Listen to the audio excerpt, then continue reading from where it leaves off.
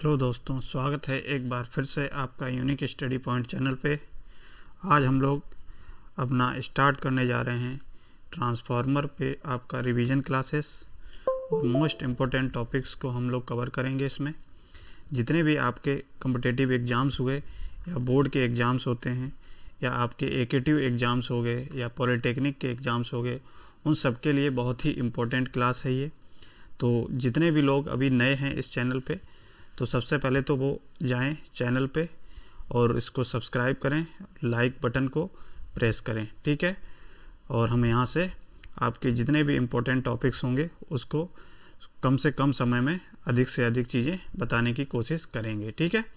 तो चलिए स्टार्ट करते हैं। आज ये है हमारा लेक्चर नंबर 1। तो ये है आपका लेक्चर नंबर 1 ट्रांसफार्मर के रिवीजन क्लास का, ट्रांसफार्मर, ठीक है। तो आज हम लोग स्टार्ट करने जा रहे हैं कुछ इम्पोर्टेंट टॉपिक्स को। तो सबसे पहले इस टॉपिक को स्टार्ट करने से पहले हम आपको बता देते हैं कि ट्रांसफार्मर क्या होता है, व्हाट इज़ ट्रांसफार्मर, ठीक है। बेसिकली जो पढ़ चुके हैं उन सबको पता होगा। तो एक बार चलिए आपको बता देते हैं कि ट्रांसफार्मर क्या होता है। तो ट्रांसफार्मर एक क्या होता है, एक स्टैटिक डिवाइस होती है। एक स्टैटिक डिवाइस होती है जो क्या काम करती है, इलेक्ट्रिकल एनर्जी को ट्रांसफ़र करती है एक सर्किट से दूसरे सर्किट में विदाउट चेंज ऑफ फ्रीक्वेंसी, यानी कि फ्रीक्वेंसी को बिना चेंज किए हुए ये इलेक्ट्रिकल एनर्जी को एक सर्किट से दूसरे सर्किट में ट्रांसफ़र करती है, ठीक है। इतनी बात आपको याद रखनी है। ये एक तरीके से हम कह सकते हैं ये आपकी डेफिनेशन है, ठीक है। तो कैसे याद रखेंगे कि ट्रांसफार्मर एक स्टैटिक डिवाइस है जो इलेक्ट्रिकल एनर्जी को एक सर्किट से दूसरे सर्किट में कन्वर्ट करती है, ट्रांसफ़र करती है, और ये विदाउट फ्रीक्वेंसी, यानी कि बिना फ्रीक्वेंसी के ये पूरा एनर्जी को ट्रांसफ़र करती है एक सर्किट से दूसरे सर्किट में, ठीक है। ये तो डेफिनेशन हो गई। अब यहाँ हमने बताया कि आपकी ये स्टैटिक डिवाइस है। तो स्टैटिक का मतलब क्या है? स्टैटिक का मतलब है इस मशीन में या इस डिवाइस में कोई भी रोटेटिंग पार्ट नहीं है। रोटेटिंग पार्ट का मतलब क्या है? इसमें कोई भी अंदर रोटर नहीं है, यानी कि कोई भी रोटेटिंग डिवाइस नहीं है, रोटेटिंग पार्ट नहीं है। जब कोई भी रोटेटिंग पार्ट नहीं होगा तो इस रोटेटिंग पार्ट की वजह से आपने जैसा कि मशीन में पढ़ा है अभी, उससे पहले जनरेटर हो या मोटर हो, ये क्या है? एक रोटेटिंग मशीन्स हैं। और इन रोटेटिंग मशीन्स में एक एक्स्ट्रा लॉसेस आ जाता था। वो कौन सा होता था लॉस? रोटेशनल लॉस, ठीक है। यानी कि उसके रोटेट करने की वजह से उसके रोटेशनल लॉसेस होता था। लेकिन हमने बताया कि ट्रांसफार्मर आपकी क्या है? एक स्टैटिक डिवाइस है। और स्टैटिक डिवाइस होने के कारण हम लोग क्या कह सकते हैं, इसमें कोई रोटेटिंग पार्ट नहीं होगा। और रोटेटिंग पार्ट ना होने के कारण इसमें क्या होगा? कोई भी रोटेशनल लॉस नहीं होगा। क्या नहीं होगा? रोटेशनल लॉस नहीं होगा, ठीक है। तो रोटेशनल लॉस नहीं होगा। इसीलिए जब रोटेशनल लॉस नहीं होता है तो इसीलिए हम कहते हैं कि ट्रांसफार्मर की इफ़िशियंसी की अगर बात करें इन दोनों मशीन्स, जनरेटर या मोटर के कंपैरिजन में, तो ट्रांसफार्मर की इफ़िशियंसी कैसी होती है? हाई होती है, ठीक है। और ये इफ़िशियंसी लगभग कितनी होती है? ये 95 से लेकर 95 से लेकर के 96% तक इसकी इफ़िशियंसी होती है, ठीक है। इतनी बात याद रखनी है। तो समझ में क्या आया कि ट्रांसफार्मर क्या है? एक स्टैटिक डिवाइस है जो इलेक्ट्रिकल एनर्जी को ट्रांसफ़र करती है, इलेक्ट्रिकल एनर्जी को ट्रांसफ़र करती है एक सर्किट से टू अदर सर्किट में, ठीक है, अदर सर्किट में। और कैसे? विदाउट फ्रीक्वेंसी चेंज किए हुए, यानी कि बिना फ्रीक्वेंसी चेंज किए हुए। इतनी बात हो गई। अब बात करते हैं तो इसमें चेंज क्या होता है। तो चेंज की अगर बात करते हैं, आपसे कोई पूछ लेता है तो इसमें क्या चेंज करते हैं? Voltage and current, voltage and current level को चेंज करके ही इस एनर्जी को ट्रांसफ़र किया जाता है एक सर्किट से दूसरे सर्किट में। यानी कि एक सर्किट दूसरे सर्किट का मतलब क्या हो गया? यानी कि प्राइमरी साइड से सेकेंडरी साइड इसमें ट्रांसफ़र की जाती है। तो यही आपका क्या होगा, एक सर्किट, दो सर्किट, दूसरा सर्किट या अदर सर्किट। ठीक है, इतनी बात आपको याद रखनी है। एक पॉइंट और याद रखना है कि जो ट्रांसफार्मर होता है ये क्या होता है, आपका कांस्टेंट पावर डिवाइस होती है। कांस्टेंट पावर डिवाइस का मतलब क्या है कि पावर आपकी इनपुट साइड यानी कि प्राइमरी साइड जितनी होगी उतनी ही पावर क्या होगी, आउटपुट साइड भी उतनी होगी। यानी कि पावर में कोई भी चेंजेस नहीं होता है। पावर में जितनी इनपुट साइड पावर होगी उतनी पावर आउटपुट साइड में भी इक्वल होगी। ठीक है, तो ये कांस्टेंट पावर डिवाइस होती है। और क्या होती है, कांस्टेंट फ्रीक्वेंसी डिवाइस भी होती है। जैसा कि हमने बताया फ्रीक्वेंसी चेंज नहीं की जाती है। तो कांस्टेंट फ्रीक्वेंसी डिवाइस का मतलब क्या है, इनपुट साइड यानी कि प्राइमरी साइड जितनी फ्रीक्वेंसी आपकी होगी उतनी ही आपकी आउटपुट साइड भी फ्रीक्वेंसी होगी। आउटपुट साइड का मतलब क्या है, सेकेंडरी साइड। ठीक है, इतनी बात आपको याद रखना है। ठीक है, तो ये तो हो गया आपका बेसिक इंट्रोडक्शन किसके बारे में, ट्रांसफार्मर के बारे में। इतनी बात आपको शायद सब लोगों को पता होनी चाहिए। ठीक है, इतना डेफिनेशन के बेसिस पे अगर लिखना चाहें तो लिख सकते हैं आप लोग। ठीक है, तो ये चीज़ हो गई आपकी ट्रांसफार्मर। अब हम लोग बात करते हैं कि ट्रांसफार्मर में ऐसा क्या चीज़ होती है, क्या होता है कि ये एनर्जी को एक सर्किट से दूसरे सर्किट में यानी कि इनपुट से आउटपुट साइड एनर्जी को ट्रांसफ़र करती है, जबकि इसमें कोई भी इलेक्ट्रिकल कनेक्शन नहीं होता है। तो इलेक्ट्रिकल कनेक्शन का मतलब क्या है कि कोई भी आपका वायर एक वाइंडिंग से दूसरे वाइंडिंग में कनेक्ट नहीं होता है। तो ये कैसे एनर्जी को ट्रांसफ़र करती है, तो ये कैसे करती है, एक मैग्नेटिक सर्किट की हेल्प से। मैग्नेटिक सर्किट का मतलब क्या है, मैग्नेटिक मीडियम का यूज करके हम लोग क्या करते हैं, इसमें एनर्जी को ट्रांसफ़र करते हैं। ठीक है, तो ये चीज़ हम लोग अभी आगे देखते हैं, ये चीज़ कैसे होती है, किस तरीके से क्या प्रोसेस होता है। ठीक है, इतनी बात समझ में आ गई। आई थिंक आपको समझ में आ गया होगा। बताइए, कमेंट सेक्शन में आप लिख सकते हैं इसको, अगर जिसके समझ में आ गया हो यस लिखिए। ठीक है, ये तो हो गया ट्रांसफार्मर का बेसिक, यानी कि ट्रांसफार्मर क्या होता है, क्या चीज़ कांस्टेंट होती है, क्या चीज़ कांस्टेंट नहीं होती है। ठीक है, अब हम लोग बात कर लेते हैं कि ट्रांसफार्मर का जो वर्किंग प्रिंसिपल होता है, किस तरीके से इसका ऑपरेशंस होता है, ये मोस्ट इम्पोर्टेंट है। ये आपको क्वेश्चन में पूछ लेता है। ठीक है, आपको क्वेश्चन में पूछेगा वर्किंग प्रिंसिपल लिखिए, तो ये क्या होता है, उसका ऑपरेशन लिखिए। तो चलिए इसको हम लोग समझ लेते हैं। तो सबसे पहले हम लोग क्या करेंगे, वर्किंग प्रिंसिपल की अगर बात करें तो हेडिंग डाल के हम समझते हैं वर्किंग प्रिंसिपल ऑफ ट्रांसफार्मर। तो इसमें देखिए क्या होता है, सपोज करिए हम जानते हैं ट्रांसफार्मर कैसे बनाया जाता है। ट्रांसफार्मर जो बनाया जाता है बेसिकली आपकी थिन सीड्स होती हैं, सीड्स का यूज करके। थिन सीड्स का मतलब क्या होती है, पतली सीड्स होती हैं जो किसकी बनी होती हैं, हाई ग्रेड सिलिकॉन स्टील की बनी होती हैं, सिलिकॉन स्टील की बनी होती हैं। ठीक है, अब हाई सिलिकॉन स्टील की बनी होती हैं। अब इसमें जो हाई सिलिकॉन स्टील की बनी होती हैं और ये सीड्स जो होती हैं वो कैसी होती हैं, लेमिनेटेड होती हैं। लेमिनेटेड तो आप जानते होंगे, जैसे आप लेमिनेशन पहले भी आप जैसे मोबाइल का एक तरीके से लेमिनेशन का मतलब क्या होता है, उस पर कवर चढ़ा देना। इसी तरीके से क्या होते हैं, एक थिन सीड्स की क्या होती है, लेमिनेशन कर दी जाती है इनके सीड्स के ऊपर, और इन सीड्स को कंबाइंड कर दिया जाता है, स्टैक कर दिया जाता है।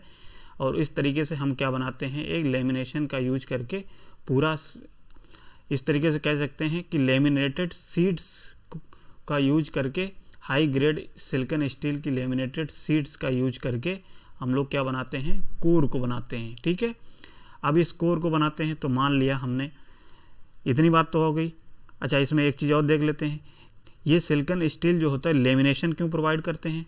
तो हमेशा याद रखना, जो लेमिनेशन जो प्रोवाइड किया जाता है वो बेसिकली क्या रिड्यूस करने के लिए किया जाता है, reduce the eddy current loss. ठीक है, ये याद रखना, क्योंकि ये ऑब्जेक्टिव में भी क्वेश्चन पूछ लेता है कि लेमिनेशन क्यों प्रोवाइड किया जाता है सीट्स पे। ठीक है, तो एडी करंट लॉस को रिड्यूस करने के लिए। और दूसरी बात है कि जो स्टील्स होती हैं, हाई ग्रेड की सिलिकॉन स्टील होती है, ये क्यों यूज किया जाता है? क्योंकि हम जानते हैं कि हाई ग्रेड की जो स्टील की सिलिकॉन स्टील होती है, ये क्या करती है, हमारा एक दूसरा लॉस होता है हिस्टैरिसीस लॉस, ठीक है। इस हिस्टैरिसीस लॉस को ये क्या करती है, कम करती है, ठीक है, रिड्यूस करती है। तो बेसिकली लेमिनेशन किसके लिए यूज किया जाता है? एडी करंट लॉस को कम करने के लिए। और हाई ग्रेड की स्टील इसलिए यूज की जाती है क्योंकि हिस्टैरिसीस लॉस आपका कम हो जाए, ठीक है। तो इतनी बात तो आपकी क्या हो जाती है, एक तरीके से कंस्ट्रक्शन में ये पूरा पार्ट आता है, तो हमने आपको यहीं पे बता दिया। अब हम लोग बात करते हैं इसके वर्किंग प्रिंसिपल की।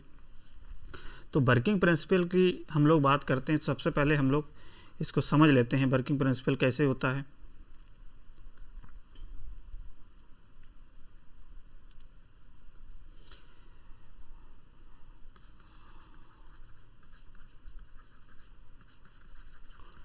वर्किंग प्रिंसिपल, ठीक है। तो ट्रांसफार्मर का अगर वर्किंग प्रिंसिपल की बात करें तो इसमें क्या होता है, हमने बना लिया एक कोर बना ली, एक कोर टाइप ट्रांसफार्मर मान लिया सिंगल फेज का, इस तरीके से। ये क्या है, हमारी एक कोर है, और इस कोर में हमने क्या किया, वाइंडिंग्स को प्लेस कर दिया इस तरीके से, ये वाइंडिंग्स को, और इस साइड भी हमने क्या कर दिया, वाइंडिंग को प्लेस कर दिया। अब यहाँ पे इस तरीके से हमने प्लेस कर दिया।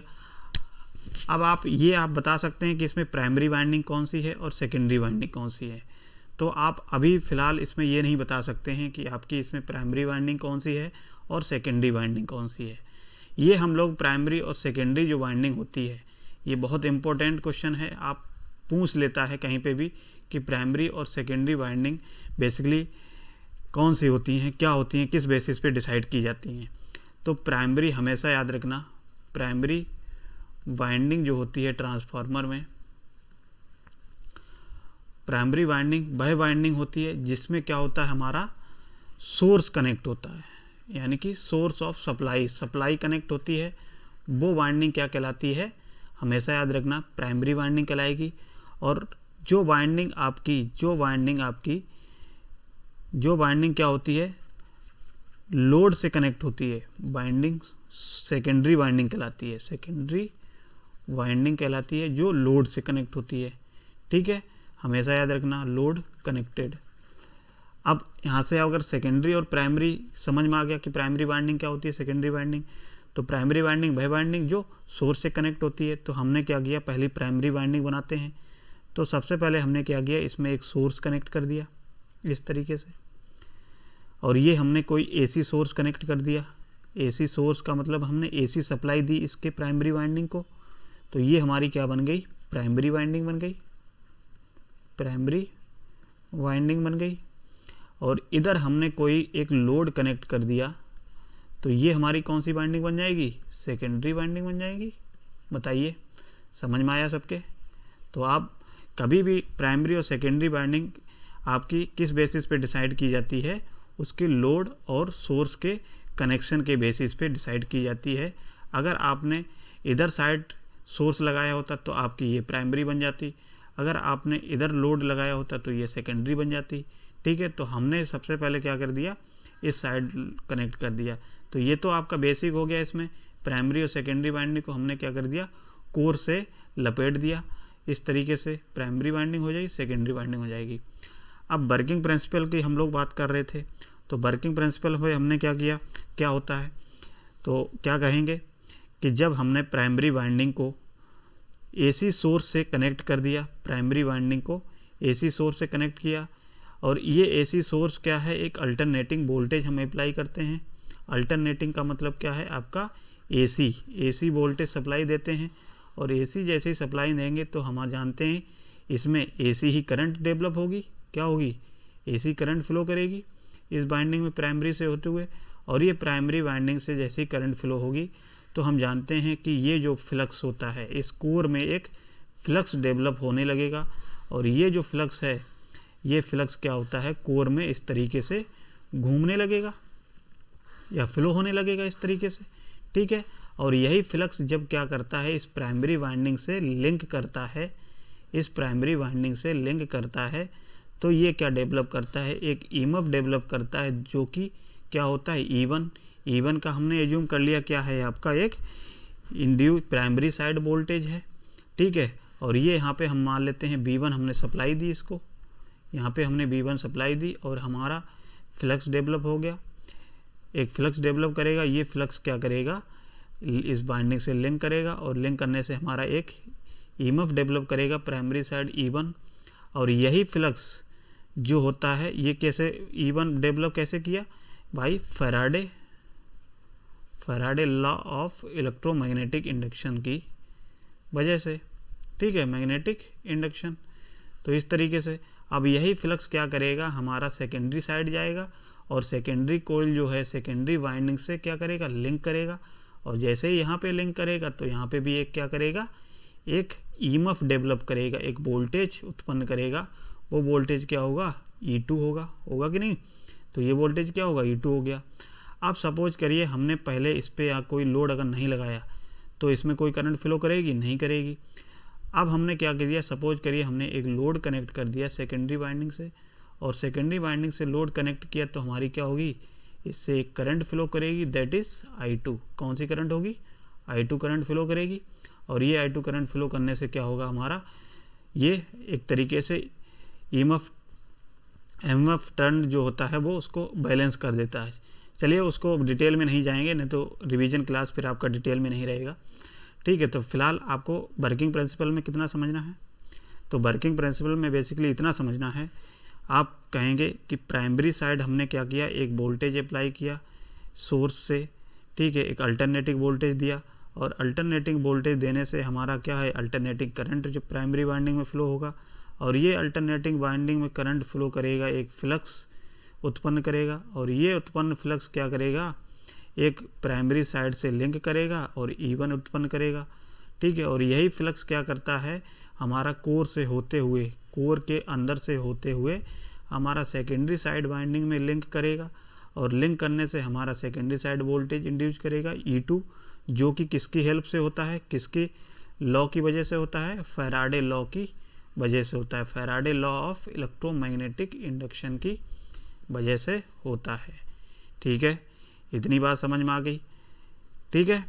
तो इस तरीके से हमारा क्या होता है कि प्राइमरी साइड जितनी हमने एनर्जी ट्रांसफ़र करनी थी, हमने सेकेंडरी साइड लोड कनेक्ट करके उतनी एनर्जी को हमने ट्रांसफ़र कर दिया।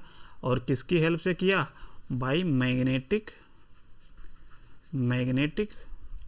सर्किट की हेल्प से। ये क्या है, पूरा आपका एक मैग्नेटिक सर्किट है, क्योंकि इसमें कोई भी आप इलेक्ट्रिकल कनेक्शन नहीं कर रहे हैं, किसमें, प्राइमरी वाइंडिंग में और सेकेंडरी वाइंडिंग में।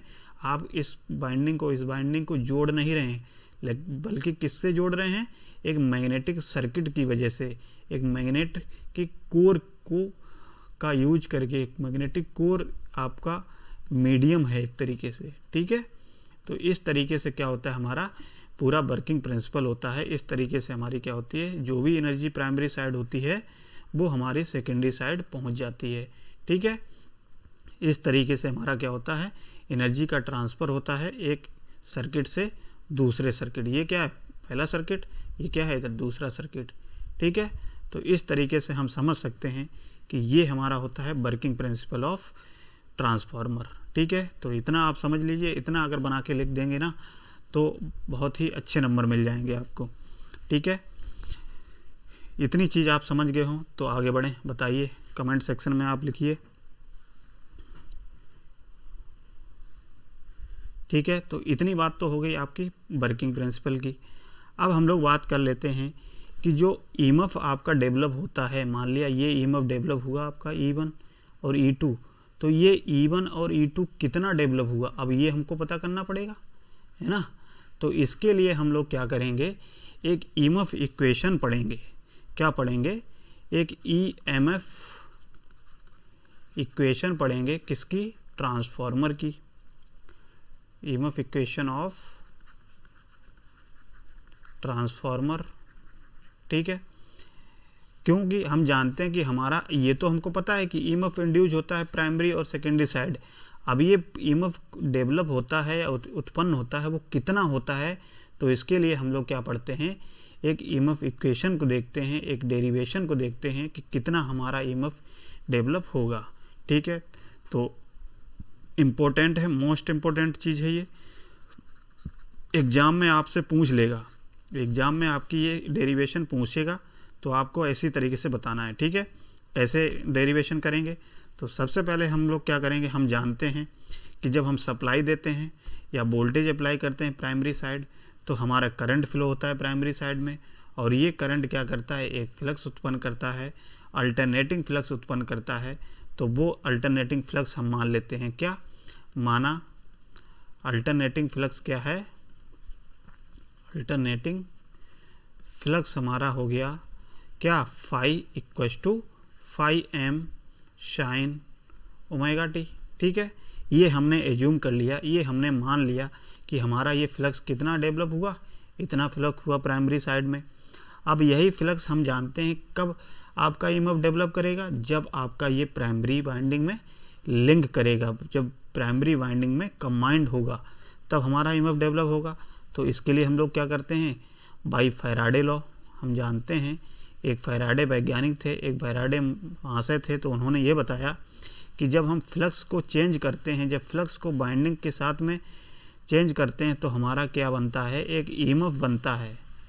ये इन्होंने बताया था फैराडे लॉ ने। ठीक है, एक फैराडे ने नियम दिया था, एक वैज्ञानिक थे, उन्होंने बताया था कि जब हम फ्लक्स को अगर टाइम के रेस्पेक्ट में चेंज करते हैं या फ्लक्स को चेंज करते हैं, ठीक है, किसी, तो उस केस में हमारा एक वोल्टेज डेवलप होता है, एक ईएमएफ डेवलप होता है। ठीक है, अब वो बाई फैराडे लॉ हम देखते हैं कितना होता है।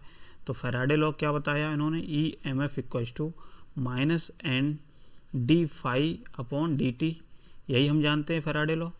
अब यहाँ से देखिए फैराडे लॉ ने ये जो फैराडे लॉ में ये जो माइनस इंडिकेट करता है, ये क्या दिखाता है, ये दिखाता है एक लेंज लॉ को। क्या दिखाता है, एक लेंज लॉ। अब ये कौन होता है लेंज लॉ, अब आपके दिमाग में ये भी आ गया होगा कि लेंज लॉ क्या मतलब क्या होगा। तो लेंज लॉ एक ऐसे लेंज वैज्ञानिक थे, इन्होंने ये बताया था कि ये ईएमएफ जब डेवलप होता है तो उसमें एक माइनस टर्म बाहर आ जाता है। तो ये माइनस टर्म क्यों आता है, क्योंकि ये बताता है कि माइनस वाला टर्म ये बताता है कि जो ईएमएफ डेवलप हुआ है आपका, अब यही ईएमएफ क्या करता है, जिसकी वजह से जो ईएमएफ डेवलप हुआ, मान लिया ईएमएफ किसकी वजह से डेवलप हुआ, फ्लक्स की वजह से हुआ। अब यही ईएमएफ क्या करता है, ये फ्लक्स को अपोज करता है, ये क्या करता है, फ्लक्स को अपोज करता है, यानी कि जिससे उत्पन्न हुआ वो उसी को अपोज कर रहा है। ठीक है, ये क्या करता है, उसी को अपोज करता है। तो इसीलिए हम लोग कहते हैं कि ये जो लॉ होता है वो लेंज लॉ होता है, क्योंकि ये किसने दिया था, एक लेंज वैज्ञानिक थे, उन्होंने दिया था, इसीलिए इसका हम लोग लेंज लॉ कहते हैं। ठीक है, इसीलिए ये एक तरीके से आप ये दिमाग में रखिए, अपोजिट साइन जो होता है लेंज लॉ को दिखाता है। ठीक है, इतनी बात समझ में आ गई। अब हम जानते हैं कि हमारा ईएमएफ कब से डेवलप होगा, कैसे डेवलप होगा, minus N d phi upon d t. अब हमारा फाइंडिंग में कितना फ्लक्स डेवलप हो रहा है, कितना उत्पन्न हो रहा है, phi m sine omega t. अगर हम लोग क्या करते हैं, ईएमएफ की जगह पे देखिए माइनस के एन देखिए यहाँ पे क्या है, एन होता है आपका नंबर ऑफ टर्न। क्या है, number of turn. Number of turn का मतलब क्या है, जैसे आपने ये कोर बनाई और इस बाइंडिंग को इस तरीके से आपने घुमा दिया, ठीक है, इस तरीके से घुमा दिया, तो ये क्या है, आपके टर्न है, नंबर ऑफ टर्न, यानी कि कितने आपने टर्न को, कितनी संख्या है इनकी, तो ये बेसिकली टर्न होता है।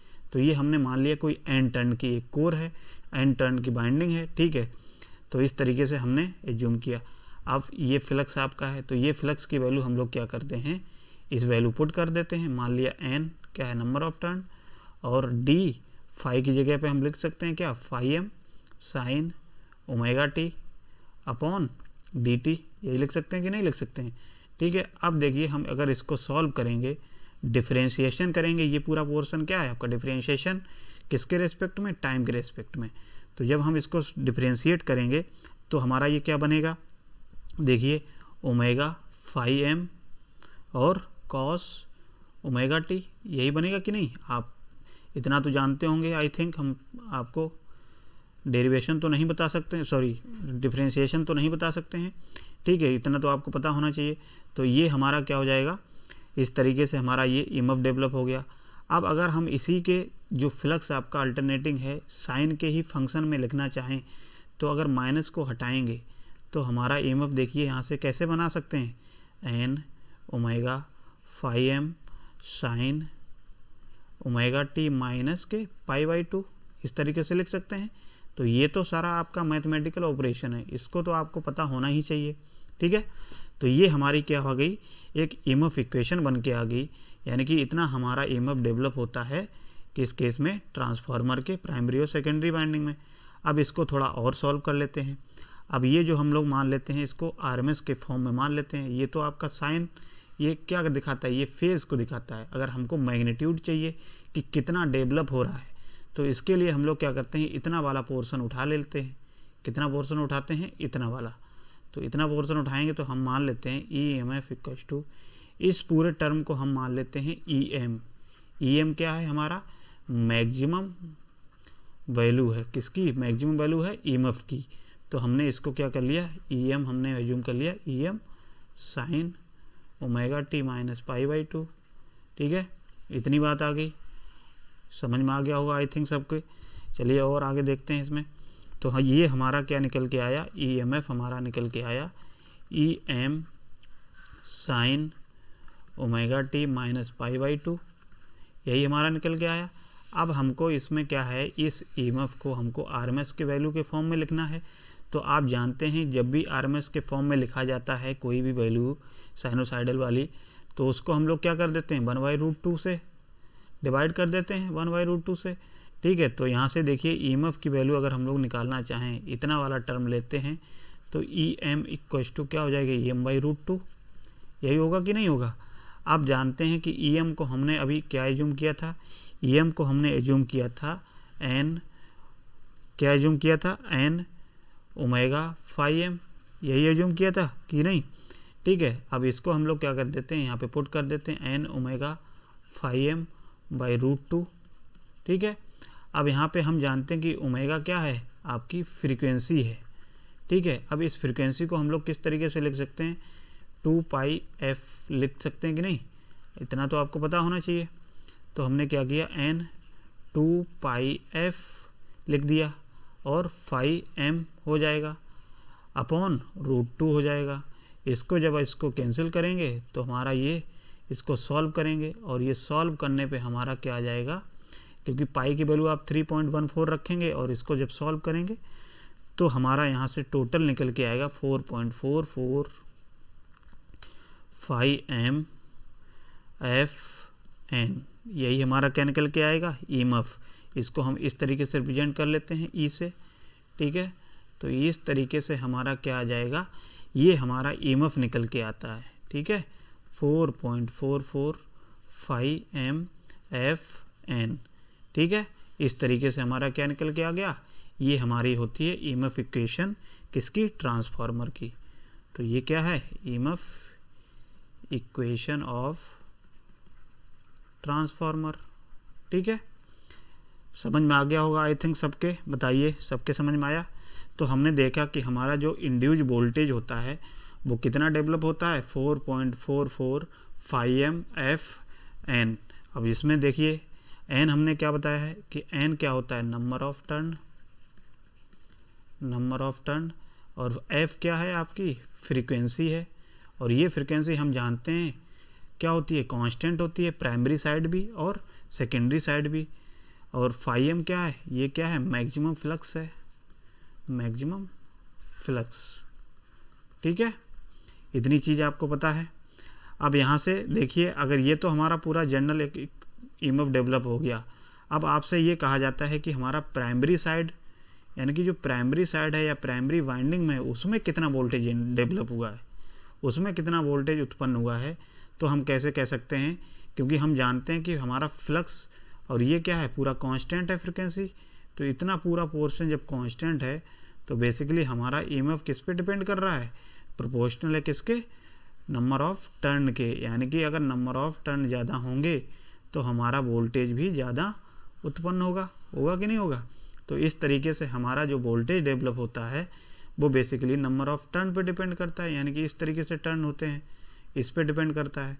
अब हम आपसे ये पूछें कि हमारा प्राइमरी साइड कितना वोल्टेज डेवलप हुआ है, यानी कि प्राइमरी साइड EMF कितना उत्पन्न हुआ है, यानी कि प्राइमरी वाइंडिंग में कितना उत्पन्न हुआ है और सेकेंडरी वाइंडिंग में कितना उत्पन्न हुआ है, तो आप कैसे बताएंगे। तो आप देखिए जो जो कांस्टेंट टर्म है उसको कांस्टेंट रखिए, और जो आपका चेंज होगा किसके बेसिस पे, आपका किस पे बेसिस पे हो रहा है, नंबर ऑफ टर्न के, तो उसी हिसाब से हम लोग चेंज कर सकते हैं। अब मान लिया, अब हमने माना कि लेट, या माना ऐसे लिख लीजिए कि माना हमने प्राइमरी जो साइड है हमारी, प्राइमरी वाइंडिंग में हमारे जो नंबर ऑफ टर्न है हम मान लेते हैं N1 है, ठीक है। तो जब नंबर ऑफ टर्न हमारे प्राइमरी साइड N1 है और सेकेंडरी साइड हम मान लेते हैं हमारे नंबर ऑफ टर्न कितने हैं, सेकेंडरी वाइंडिंग में नंबर ऑफ टर्न हम मान लेते हैं कितने, N2 मान लेते हैं। तो अगर आपसे ये पूछा जाए कि प्राइमरी साइड में कितना वोल्टेज डेवलप हुआ है, कितना EMF इंड्यूज हुआ है, तो आप कैसे बताएंगे। तो जनरल आप इक्वेशन तो आपको ये जानते हैं, E इक्वल्स टू 4.445 यही होता है, ठीक है। लेकिन अब प्राइमरी और सेकेंडरी वाइंडिंग की बेसिस पे देखा जाए तो हम जानते हैं प्राइमरी साइड ये तो पूरा कांस्टेंट है, पूरा टर्म ये पूरा कांस्टेंट, तो ये तो बदलेगा नहीं, जितना प्राइमरी साइड होगा उतना ही सेकेंडरी साइड होगा। तो चेंज किस पे हो रहा है, हमने बताया था E प्रोपोर्शनल टू N पे। तो यहाँ से अगर हम लोग number of turn primary side N1 में एज्यूम किए हैं और सेकेंडरी साइड N2 एज्यूम किए हैं, तो यहाँ से हमारा देखिए क्या हो जाएगा, E1 हो जाएगा। E1 इक्वल्स टू क्या हो जाएगा, मतलब प्राइमरी साइड वोल्टेज कितना डेवलप हुआ, तो 4.445 F, ये तो कांस्टेंट रहेगा, और number of turn primary side कितना है, N1। तो हमारा प्राइमरी साइड कितना वोल्टेज डेवलप हो जाएगा, EMF कितना डेवलप हो जाएगा, ये क्या है, प्राइमरी वाइंडिंग EMF, ये प्राइमरी साइड EMF है, ठीक है। इसी तरीके से हम लोग कहें अगर सेकेंडरी वाइंडिंग में कितना EMF है, तो 4.445 F N2, यही होगा कि नहीं होगा बताइए, इस तरीके से लिख सकते हैं। तो ये हमारा क्या है, सेकेंडरी वाइंडिंग EMF इक्वेशन हो जाएगी कि नहीं। तो इस तरीके से हमारा क्या हो जाएगा, EMF दोनों साइड अब हम पता कर सकते हैं कि हमारा प्राइमरी वाइंडिंग में कितना डेवलप होगा और सेकेंडरी साइड में कितना उत्पन्न होगा।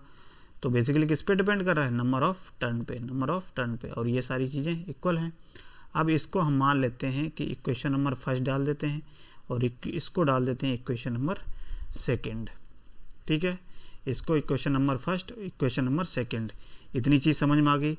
अब अगर आपसे ये पूछा जाता है कि वोल्टेज का रेशियो क्या होगा और टर्न का रेशियो क्या होगा, तो नेक्स्ट टॉपिक हम लोग समझ लेते हैं क्या है, वोल्टेज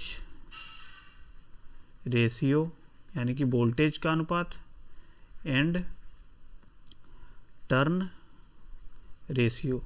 ये अगर आपसे पूछा जाए तो आप कैसे बताओगे।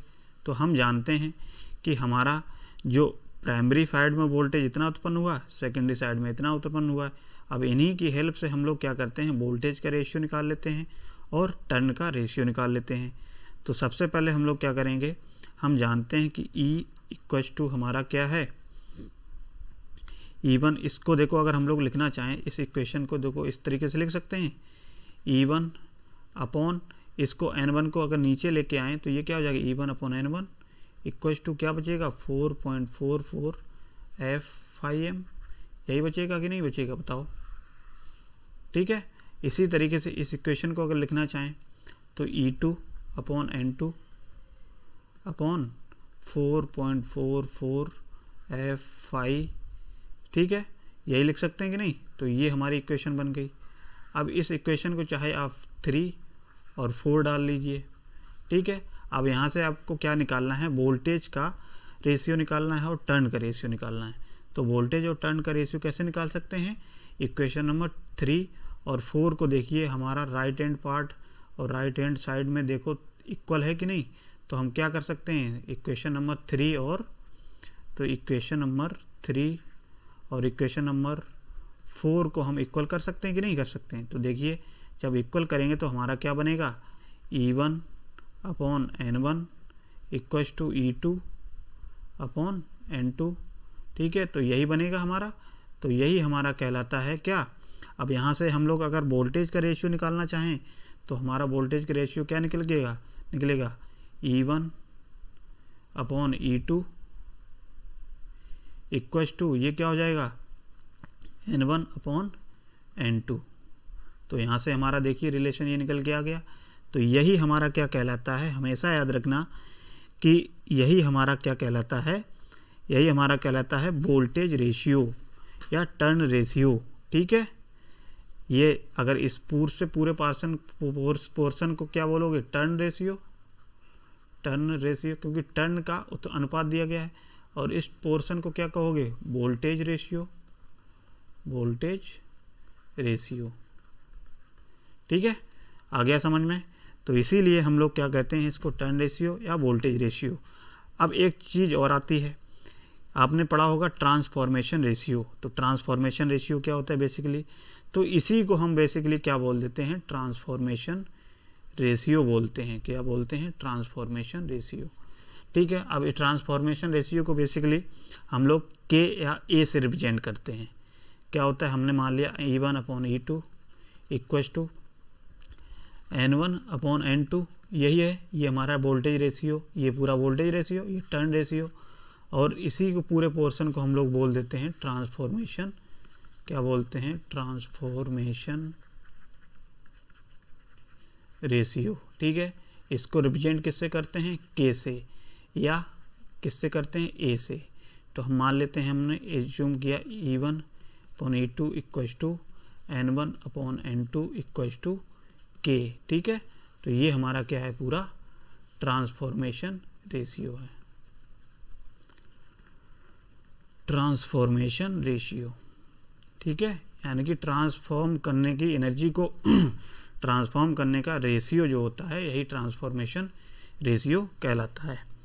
इतनी बात समझ में आ गई आपको सभी लोगों को? बताइए कमेंट सेक्शन में, अच्छा लिखिए सभी लोग, अगर जिसके समझ में आ गई है, जिसके नहीं आई है वो भी लिखें,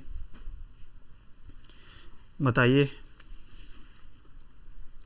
तो ये तो हमारा ट्रांसफॉर्मेशन रेशियो हो गया। एक हमने एज्यूम कर लिया आइडियल ट्रांसफार्मर के लिए, आइडियली ये होना चाहिए। बट अगर हम लोग मान लेते हैं कोई प्रैक्टिकल ट्रांसफार्मर है, प्रैक्टिकल ट्रांसफार्मर का मतलब क्या है, जो प्रैक्टिकली हम यूज करते हैं।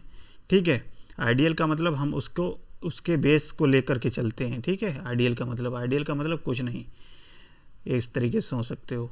तो प्रैक्टिकल ट्रांसफार्मर की बात करें तो हम जानते हैं कि E1 जो होता है, ठीक है, E1 जो डेवलप होता है प्राइमरी साइड वाइंडिंग में, और जो आप वोल्टेज V1 होता है वो लगभग क्या होता है, इक्वल होता है। ठीक है, इक्वल क्या होता है, यानी कि थोड़ा सा डिफरेंस रहता है, ज़्यादा डिफरेंस नहीं रहता, इसीलिए हम इसको क्या लिख सकते हैं, लगभग इक्वल लिख सकते हैं E1 और E2 के।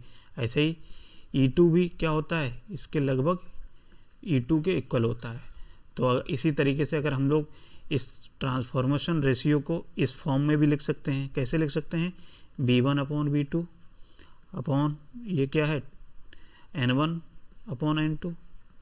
ठीक है, तो किसी बुक में आपको देखने को मिलेगा टर्न जो होते हैं, इन टर्न को T से रिप्रेजेंट करते हैं, किसी में N से रिप्रेजेंट करते हैं। तो आप उससे कंफ्यूज मत होइएगा, बस आप इतना दिमाग रखिए कि जिससे भी आपको रिप्रेजेंट किया जाए वो इस प्रोसेस आपका यही होगा, यही आपका पूरा तरीका होगा। ठीक है, तो इस तरीके से आपको आई थिंक समझ में आ गया होगा। आप बताइए, सबके समझ में आया? तो कितने टॉपिक हमने आज कवर कर लिए अभी? तो हमने क्या किया, एक टॉपिक कवर किया आपका ट्रांसफार्मर क्या होता है। ठीक है, व्हाट इज़ ट्रांसफार्मर। दूसरी चीज़, ट्रांसफार्मर के हमने वर्किंग प्रिंसिपल को कवर कर लिया। और तीसरी बात करें तो ट्रांसफार्मर का हमने क्या कवर किया है, आपकी ईएमएफ इक्वेशन को कवर कर लिया है।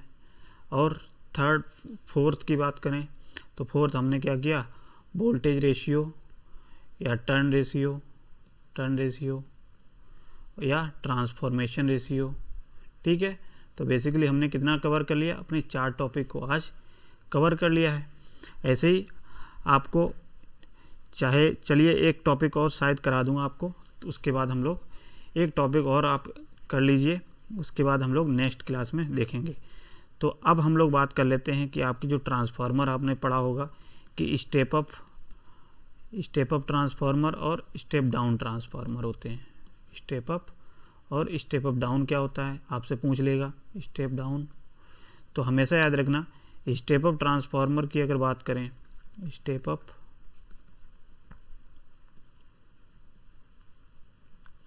स्टेप अप ट्रांसफार्मर की बात करें तो हमेशा क्या याद रखना है कि आउटपुट वोल्टेज हमेशा ज़्यादा मिलेगा, ज़्यादा होगा। ये साइन किसका है? ग्रेटर का। तो output voltage is greater than किसके? Input voltage. तो उस केस में हमारा क्या हो जाएगा? ये हमारा स्टेप अप ट्रांसफार्मर हो जाएगा। अच्छा, इसको एक तरीके से और लिखा जा सकता है, जैसे आउटपुट वोल्टेज का मतलब क्या है? यानी कि आउटपुट पे हमारा हमेशा सेकेंडरी वाइंडिंग होगा। तो ये क्या है हमारी, इससे लिख सकते हैं कि सेकेंडरी वोल्टेज क्या हो? ग्रेटर हो किसके? प्राइमरी वोल्टेज के। ठीक है। तो इस तरीके से ये जो ट्रांसफार्मर होगा वो ट्रांसफार्मर क्या कहलाएगा? स्टेप अप ट्रांसफार्मर कहलाएगा। अब देखिए इसका रिप्रेजेंटेशन हम लोग देखते हैं किस तरीके से स्टेप अप ट्रांसफार्मर को रिप्रेजेंट किया जाता है। जैसे आपने कभी कभी देखा होगा, कैसे के देखा है? आपने देखा होगा कि 11 kV या 33 kV इस तरीके से, ठीक है, ऐसे देखा होगा ट्रांसफार्मर। तो ये क्या शो कर रहा है? यानी कि ये इनपुट, ये आउटपुट। तो ये स्टेप अप ट्रांसफार्मर आप देख के बता सकते हो। ठीक है। तो ये तो हो गया स्टेप अप ट्रांसफार्मर। ऐसे ही अगर हम लोग बात करें किसकी? स्टेप डाउन ट्रांसफार्मर की। तो स्टेप डाउन ट्रांसफार्मर क्या है? Step down transformer. तो ये चीज़ बहुत मोस्ट इम्पोर्टेंट चीज़ है, ये आपको पता होना चाहिए। ठीक है। बहुत अच्छे से मैं आपको कवर करा रहा हूँ। अगर आपको अच्छे से समझ में आ रहा होगा तो वहाँ पे आप एग्ज़ाम में कोई भी दिक्कत नहीं होगी, अपने मन से बना के लिख सकते हैं। कोई ज़रूरी नहीं कि आप बुक में जो पढ़े हैं, जो रटे हैं, रटने की कोई ज़रूरी नहीं। बस आप ठंडे दिमाग से इस वीडियो को देखते रहिए और वहाँ पे आप तुरंत आप कर सकते हो जाके। ठीक है। जो जो आपने देखा है वही आपको लिखना है आसान भाषा में, कोई बुक की लैंग्वेज नहीं लिखनी है। ठीक है। तो हमने क्या बताया? स्टेप अप ट्रांसफार्मर क्या होता है, sorry step up down transformer क्या होता है? तो वह ट्रांसफार्मर जिसका क्या होता है? आउटपुट वोल्टेज क्या होता है? कम होता है, यानी कि लेस होता है। किससे? इनपुट वोल्टेज से।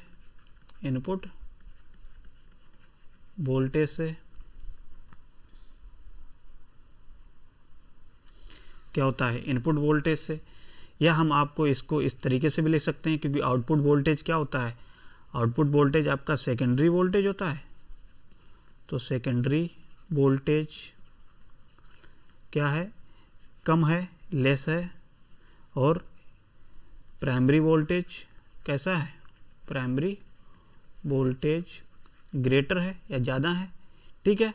तो ये ट्रांसफार्मर इस तरीके से देखने को मिलेगा। तो आपका ये ट्रांसफार्मर स्टेप डाउन ट्रांसफार्मर कहलाएगा। अब इसका रिप्रेजेंटेशन आप देख के कैसे बता सकते हैं? नोटेशन में आपको अगर क्वेश्चन में दिया जाए तो आप कैसे बता सकते हैं? तो आपको देखने को इस तरीके से मिलेगा। मान लिया स्टेप डाउन की बात करें तो स्टेप डाउन का मतलब क्या है? मान लिया 33 kV इधर है, कुछ भी ले सकते हैं, कोई ज़रूरी नहीं जो हम वैल्यू ले रहे हैं वही है। मान लिया आपने 11 kV को इस तरीके से रिप्रेजेंट किया जाता है, मान लिया 440 वोल्ट। ठीक है। तो ये रिप्रेजेंटेशन क्या शो कर रहा है? ये स्टेप डाउन को शो कर रहा है, यानी कि सेकेंडरी साइड आपका वोल्टेज कैसा है? कम है। तो सेकेंडरी साइड का मतलब क्या है? यानी कि आउटपुट साइड क्या है? वोल्टेज कम है, ये देखिए। और प्राइमरी साइड कैसा है? ज़्यादा है। तो ये ट्रांसफार्मर कौन सा होगा? Step down transformer. ठीक है। तो ये प्रैक्टिकली भी आप देख सकते हो, समझ सकते हो। ठीक है। आप बता सकते हो, अगर आपका नेम प्लेट लगी है तो वहाँ पे आप बता सकते हो, वोल्टेज लेवल को देख करके बता सकते हो स्टेप अप है या स्टेप डाउन है। ठीक है। तो आई थिंक आपको समझ में आ गया होगा, आई थिंक। बताइए। तो फिलहाल आज हम लोग क्या करते हैं, इतना ही रखते हैं। तो आज बेसिकली हम जो भी पढ़े हैं उसको रिवाइज कर लेते हैं, क्या क्या हमने पढ़ा है। तो सबसे पहले हमने पढ़ा है क्या? पहले पढ़ा है हमने ट्रांसफार्मर क्या होता है। ठीक है। तो ट्रांसफार्मर क्या होता है? ट्रांसफार्मर एक ऐसी स्टैटिक डिवाइस है जो कि इलेक्ट्रिकल एनर्जी को एक सर्किट से दूसरे सर्किट में ट्रांसफ़र करती है with the help of magnetic coupling या मैग्नेटिक मीडियम की हेल्प से, और बिना फ्रिक्वेंसी को चेंज किए हुए। ठीक है, चेंज बेसिकली क्या होता है, वोल्टेज और करंट चेंज होता है। ठीक है, पहली चीज़। दूसरी चीज़ हमने क्या पढ़ी है, आपकी ट्रांसफार्मर का वर्किंग प्रिंसिपल हमने पढ़ा। प्रिंसिपल, तो प्रिंसिपल हमने क्या बताया, प्रिंसिपल आपका ये होता है कि जब आप प्राइमरी साइड पे वोल्टेज अप्लाई करते हैं तो एक अल्टरनेटिंग करंट डेवलप होती है, और ये एक अल्टरनेटिंग करंट जब प्राइमरी साइड में फ्लक्स उत्पन्न करेगी, और ये फ्लक्स क्या करेगा, प्राइमरी वाइंडिंग से लिंक करेगा, और प्राइमरी वाइंडिंग से लिंक करने से हमारा फ्लक्स डेवलप होगा। फ्लक्स क्या करेगा कोर एक ईएमएफ डेवलप करेगा, और ईएमएफ जो होगा E1 होगा, और यही फ्लक्स क्या करेगा आपका सेकेंडरी साइड बाइंडिंग से लिंक करेगा, वहाँ पे E2 डेवलप करेगा, और ये E2 अगर बाइंडिंग में सेकेंडरी साइड में आपका लोड कोई कनेक्ट है तो ये सेकेंडरी साइड करंट को डेवलप कर देगा या फ्लो कराएगा। इस तरीके से हमारा एनर्जी एक सर्किट से दूसरे सर्किट में चली जाएगी। ठीक है, तो ये तो वर्किंग प्रिंसिपल हो गया। ऐसे ही थर्ड पॉइंट की बात करें तो हमने क्या बताया, ईएमएफ इक्वेशन। तो ईएमएफ इक्वेशन में हमने बताया आपको कि जो फ्लक्स डेवलप होता है, इस फ्लक्स को हमने मान लिया φm cos sin omega t। यही फ्लक्स जब आपके फैराडे लॉ की बेसिस पे देखा जाएगा तो इसको डिफरेंशिएट करेंगे। डिफरेंशिएट करने के बाद आपका जो भी टर्म आए उस तरीके से उसको एज्यूम करके ये आरएमएस वैल्यू निकालेंगे। ये आरएमएस वैल्यू निकालने के बाद आपका क्या होगा, एक वोल्टेज इक्वेशन निकल के आएगी। ठीक है, तो ये हो गया।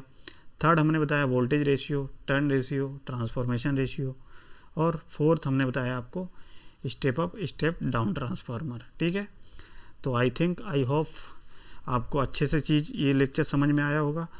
जितने से लोगों को समझ में आ गया वो यस कमेंट में लिखें। ठीक है, और चैनल को लाइक सब्सक्राइब ज़रूर करें, और अधिक से अधिक लोगों को इसको आप शेयर किया करिए, जिससे कि आप उनका भी भला हो जाए।